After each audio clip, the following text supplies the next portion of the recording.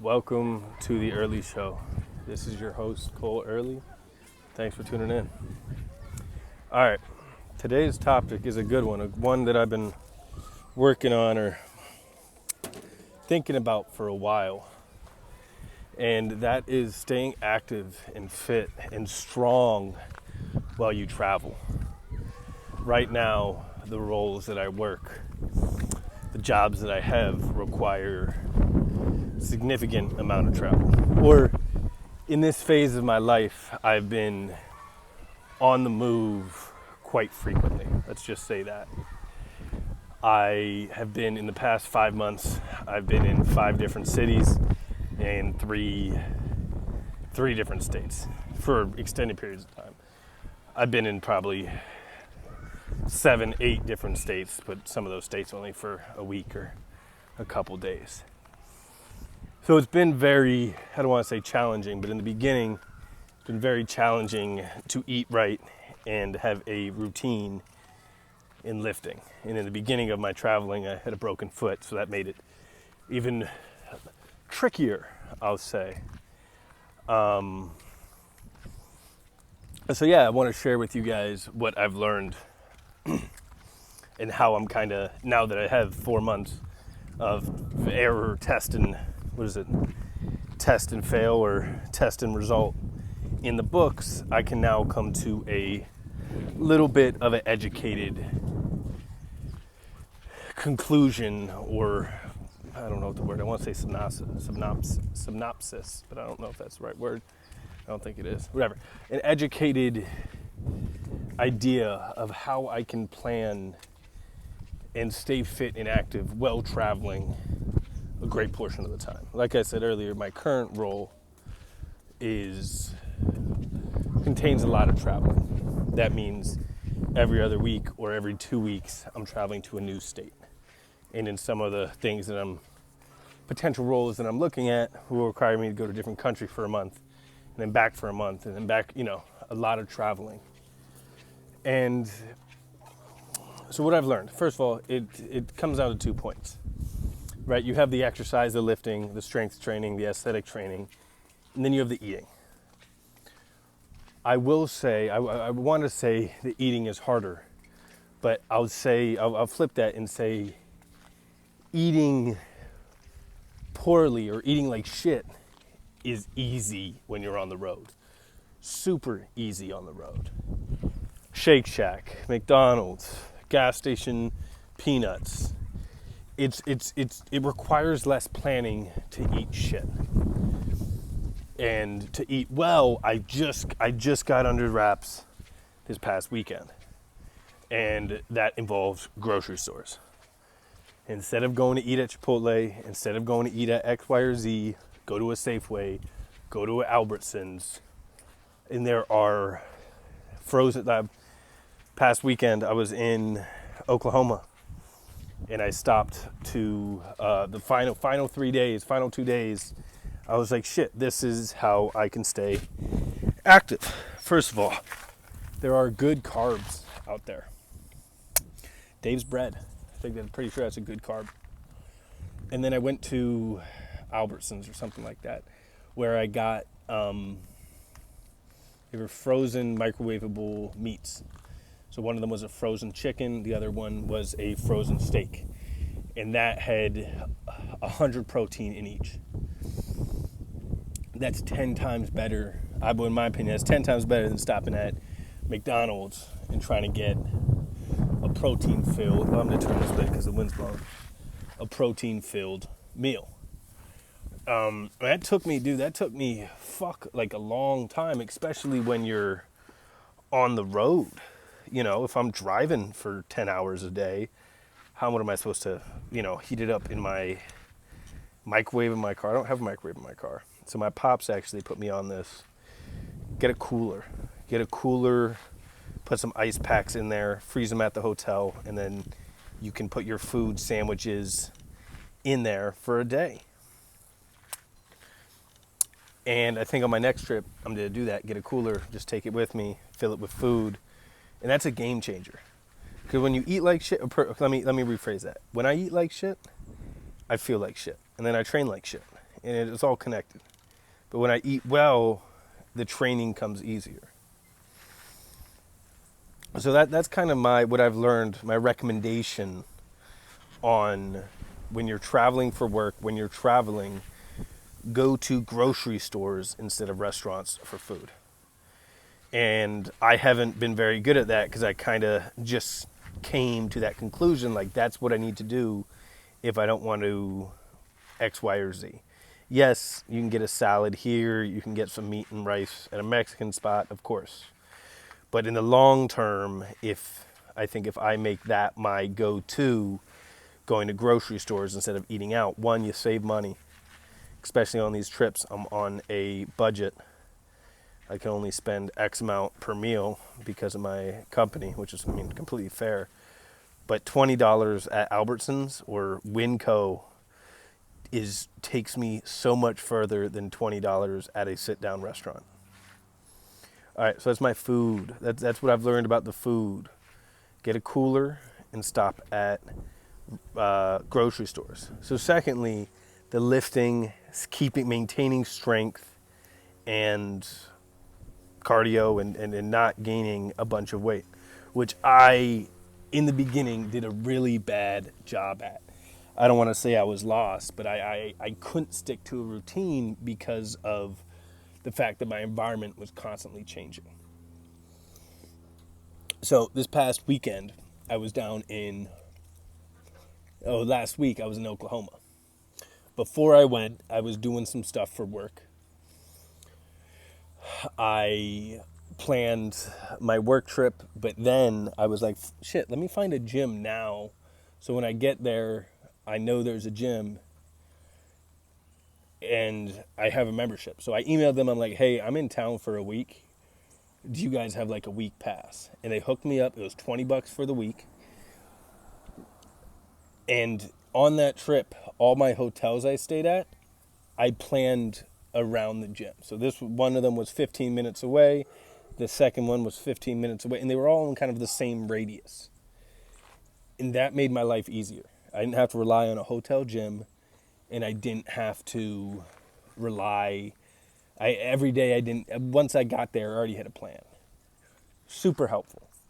So one of my, I don't want to use the word friend, but one of my business acquaintances, he's in ridiculous shape, running marathons, and he travels. One time he gave me his travel schedule.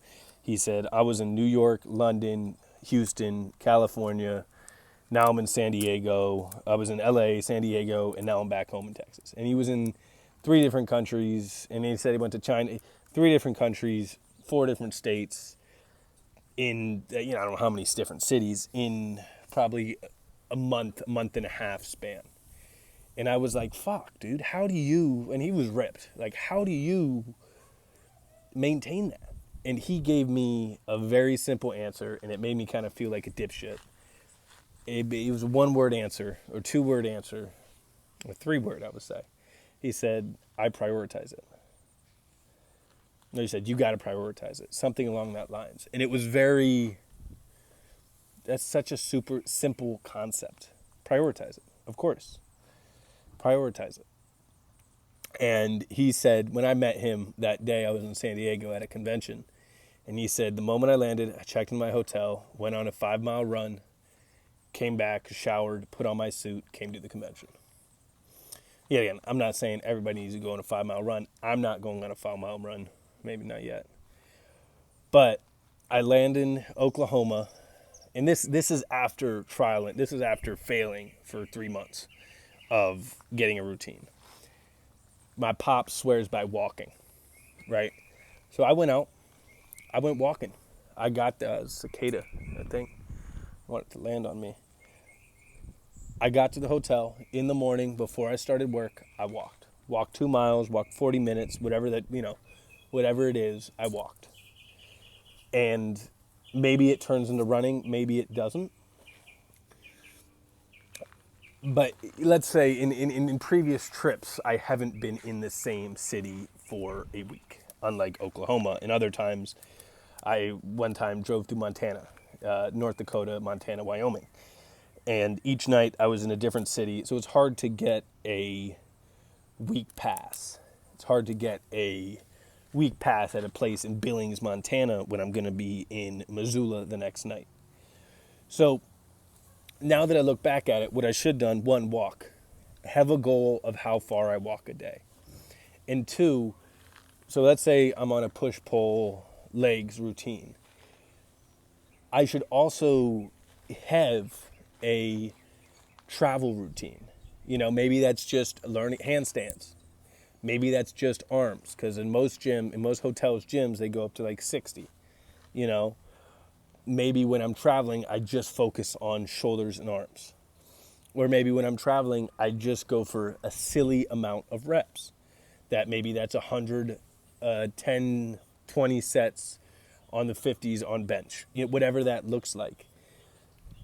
But I think that's something I'm learning, that when traveling to that extent, you need to have two routines. One being I'm stationary, I'm in my home base, I'm in a city for a week where I can stick to my push-pull legs.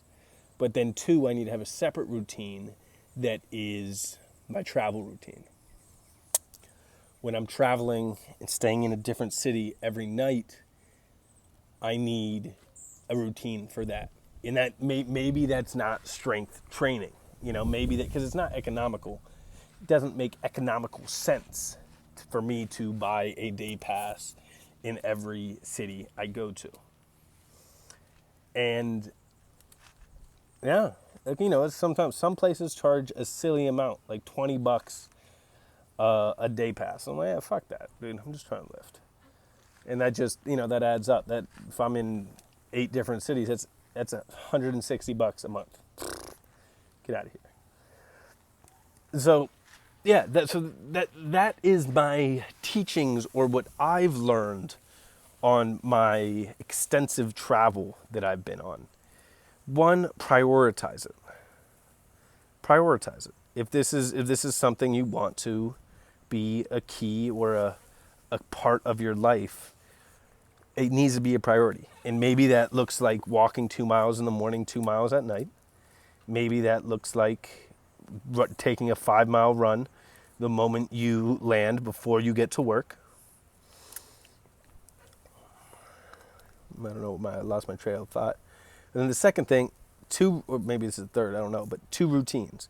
One, when you're stationary, when you're in your home base, or when you're in a place where you can actually go to a commercial or private or a actual gym rather than just a hotel gym. I've only been to about 2 hotels where I've been like, holy shit, you got a platform in here. Those are very nice hotels. And another point, the food. With the food, either only eat at grocery stores. I have a budget with my current job of $60 a day. $60 a day at Winco can last me a week. Whereas $60 a day at sit-down restaurants, that can go so quick. $20 for the meal, $17 for the meal. You get a food and a drink, and then you tip the waiter. That's $25, $26, easy. Yeah, so that's those are my teachings of being on the road. And I am not perfect at this yet. I'm a little bit overweight to the weight I want to be. And just on my last trip, I finally have kind of figured out an appropriate routine. And my father has been on a killing weight journey. He's lost a bunch of pounds. And he said one of his key fundamentals of his weight loss was walking 4 miles a day. So at work, even when I work, I'm driving to different businesses. Halfway through the day, I realized, okay, I'm going to stop. I'm going to walk 1.5 miles. I'm going to take that time before lunch, before maybe after lunch, whatever it is. You got to prioritize it. Prioritize that walk. If the goal is 4 miles a day, walk 4 miles. Yeah, I know that was a little bit of a ramble. I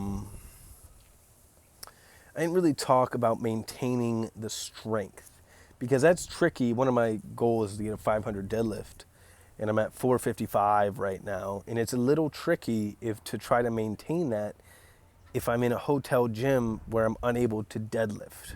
So I haven't figured out that component yet.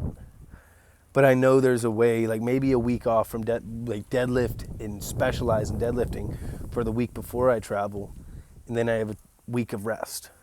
So I'm still kind of playing with that with my strength goals, but overall, that's kind of my breakdown of staying healthy and fit as if you work a traveling job or if you travel a lot. Yeah, that's what I got for you. Thanks for tuning in to the Early Show. I know that was a ramble, but when it's just me, it's normally always a ramble. Thanks for tuning in to the Early Show. I'm your host, Cole Earley. Peace.